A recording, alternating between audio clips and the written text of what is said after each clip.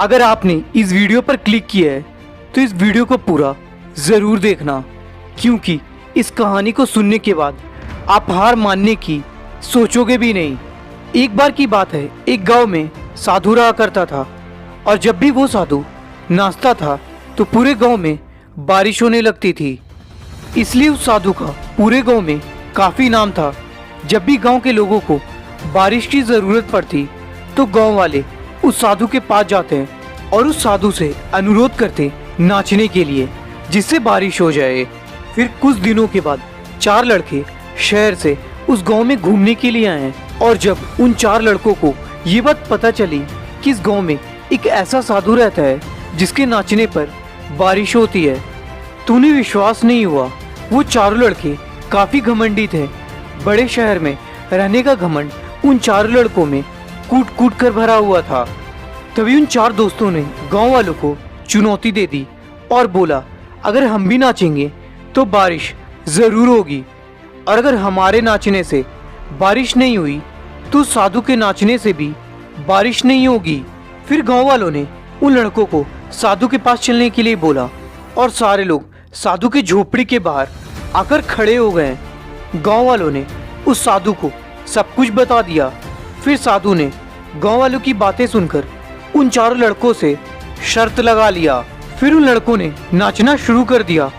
पहले लड़के ने जब नाचना शुरू किया तो बस आधे घंटे नाचने के बाद वो थक हार कर वहीं पर बैठ गया, लेकिन बारिश नहीं हुआ। कुछ देर के बाद दूसरे लड़के ने नाचना शुरू किया और 1 घंटे नाचने के बाद वो भी थक हार कर वहीं पर बैठ गया।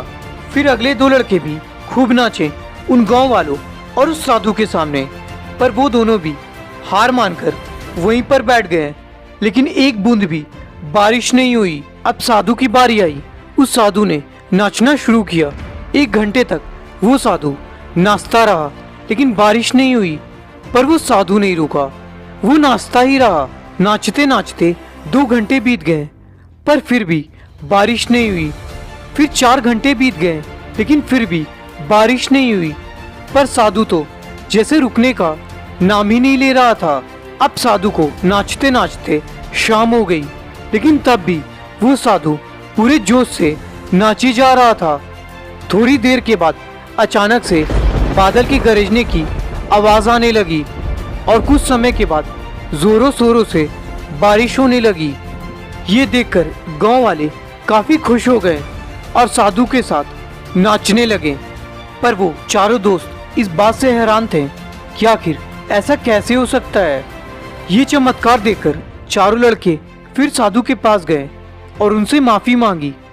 पर उन चारों लड़कों ने साधु से पूछा, बाबा ऐसा कैसे हो गया कि हमारे नाचने से बारिश नहीं हुई पर आपके नाचने से बारिश होने लगी। तभी साधु बोलते हैं, मैं जब भी नाचता हूँ तो 2 बातों को हमेशा याद रखता हूँ।